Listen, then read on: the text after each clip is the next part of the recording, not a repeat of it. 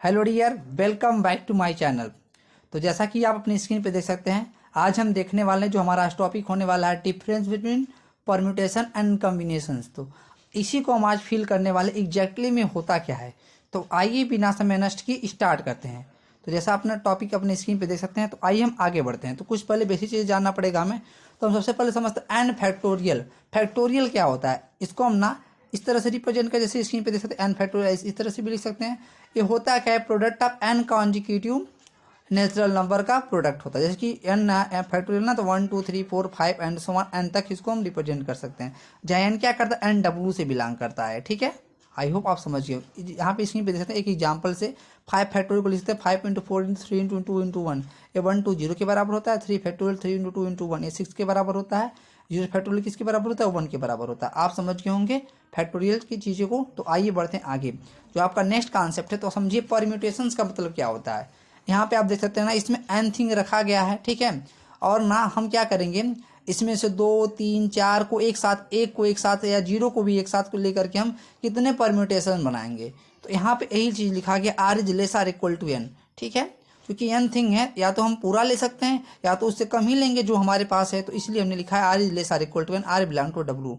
अभी हम इसको बारी बारी समझेंगे। पर परम्यूटेशन का अगर हम लिया, एन थिंग में से आर थिंग को एक साथ लेंगे तो कितने आर्डर बनेंगे भी आगे देखेंगे।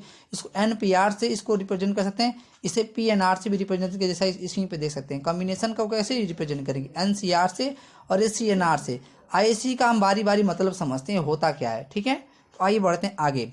जैसे अपनी स्क्रीन पे देख सकते हैं, सबसे पहले हम समझते हैं ना परम्यूटेशंस का मतलब क्या होता है। देखिए, एन पी आर का मतलब होता है number of order taking r thing at a time out of n things. इसका जो फार्मूला होता है ना, n P r is equal n factorial but n minus r factorial. ठीक है, अभी इसी चीज़ को हम समझ लेते हैं एग्जाम्पल की सहायता से। देखिए, हमने 3 चीज़ें ले ली हैं, ए बी सी ना, और ना इसमें से हम 2 चीज़ों को एक साथ लेकर के हम कितने आर्डर बना सकते हैं। तो देखिएगा, 3 चीज़ें ए बी सी है ना, तो इसमें ना ए बी सी में से 2 चीज़ों को एक साथ लेना है। मतलब ए बी, एक ए बी हो जाएगा आपका, और एक हो जाएगा बी सी हो जाएगा, और आपका एक सी ए हो जाएगा। आप देख सकते हैं। ठीक है, 3 चीज़ों में से हमने 2 चीज़ों को एक साथ लिया, तो इसका रिवर्स बी ए भी होगा, यहाँ पे बी ए भी हो जाएगा, इसका रिवर्स सी बी भी हो जाएगा, इसका रिवर्स आपका ए सी भी हो जाएगा। तो आप यहाँ पे देख सकते हैं 1 2 3 4 5 6, जो जितना नंबर आप आर्डर बनाना, तो आपका 3 पी 2 की जो वैल्यू आ जाएगी वो 6 हो जाएगी। यहाँ पे देख सकते हैं, इसका यहाँ पे आर्डर इंपॉर्टेंट होता है। मतलब ए बी और बी है ना, अलग अलग 2 चीज़ें होंगी, एक नहीं होंगी। तो 3 पी 2 की वैल्यू 6 हो जाएगी। आई होप ये आप समझ गए होंगे एन पी आर का मतलब क्या होता है। एन पी आर का मतलब होता है number of order taking r thing at a time out of n thing. यहाँ पे ना एन की वैल्यू 3 है, मतलब 3 चीज़ें ए बी सी हैं, इनमें से हम 2 को ए बी, मतलब A B B C C A B A C B A C, यहाँ पे 6 चीज़ आपका आर्डर बना, यही चीज़ बताता है। आई होप आप समझ गए होंगे। ठीक है, इसी प्रकार से देखते हैं हमारा कॉम्बिनेशन क्या होता है। इसमें आर्डर इंपॉर्टेंट होता है, लेकिन उसमें आर्डर इंपॉर्टेंट नहीं होता है, बस यही चीज़ें हैं, वहाँ पे सिलेक्शन के पर्पज से हम उसको यूज करते हैं। तो अभी आइए देखते हैं आगे। एनसीआर का मतलब क्या होता है, number of selections taking r thing at a time out of n things. तो यहाँ पे देखिए ना, वहाँ पे हमने देखा था ना, और चूंकि आप ये जानते हैं ना, अगर हम ए बी को चूज कर लें, सेलेक्ट कर लें, बी को भी सिलेक्ट कर लें, तो हमारे पास 2 ही पर्सन आ गए। चूंकि ये दोनों पर्सन है, अगर चाहे बी को एक पहले सेलेक्ट कर लें, ए को भी, तो हमने दोनों 2 ही पर्सन का सिलेक्शन किया ना, ए और बी का, तो इस केस में दोनों बराबर हो जाएंगे। तो यहाँ पे आप देखेंगे ना, ए बी और बी सी और सी बी ए बराबर होंगे, ए सी और सी ए भी बराबर होंगे। तो यहाँ पे ना आप 3 चीज़ों में से 2 चीज़ों को एक साथ लेकर क्या बना सकते हैं, ए बी बी सी और सी ए। यहाँ पे आप देख सकते हैं, इसको आप बना सकते हैं। Okay, A B B C C, आप इन तीनों चीज़ों को बना सकते हैं। 3 चीज़ों में से 2 चीज़ों को एक साथ लेकर के आप 3 सिलेक्शन कर सकते हैं, ए बी बी सी सी ए। तो आई होप आपको समझ में आया होगा। तो इसलिए क्या हो जाएगी, 3C2 की वैल्यू आपको कितनी हो जाएगी, 3 हो जाएगी। ओके, यहाँ पे आप देख सकते हैं 3C2 की वैल्यू कितनी हो जाएगी, 3 हो जाएगी। इससे आप समझ गए होंगे, है ना। तो आइए बढ़ते हैं, कुछ बेसिक चीज़ें हम शार्ट में इसको रिवाइज कर लेते हैं। तो आइए समझ लीजिए। तो अब देखिए, अब जो परम्यूटेशन यूज होता है ना, use for finding number of order. तो मतलब ना, अगर n चीज़ें हैं, अगर उसमें आपको r चीज़ें लेकर चलना है, उस पर कितने आर्डर होंगे, तो एन पी आर हम यूज करेंगे, इसके लिए यूज होगा। नीचे फार्मूला लिखा गया, इसमें क्या है, use for number of selections, मतलब n चीज़ों में से 8 चीज़ों को सिलेक्ट करने के लिए जो भी यूज होगा, एक कॉम्बिनेशन का यूज करेंगे। ठीक है, order is important, that is A B and B A both are different. यहाँ पे हमने बताया ना अभी, ए बी और बी ए दो अलग अलग चीज़ें होंगी, यहाँ पे दोनों को हम काउंट करेंगे, ठीक है। और यहाँ पे क्या r is not important, is A B and B A both are equal, ठीक है। यहाँ भी आप समझ गए होंगे। एन पी आर का जो फार्मूला होता है n factorial upon n minus r factorial होता है। एन सी आर का जो फार्मूला होता है n factorial upon r factorial into n minus r factorial होता है। तो यहाँ पे बेसिक 3 चीज़ें डिफरेंस है ना, हमने इसको 60 में डिवाइड कर दिया है। तो आइए कुछ चीज़ें और समझ लेते हैं। तो यहाँ पे आपको एक रिलेशन देखने को मिलेगा, n P r is equal to r factorial into n C r. अभी आप लोगों ने पढ़ा था ना, एन सी आर जो होता था n factorial upon r factorial into n minus r factorial, है ना।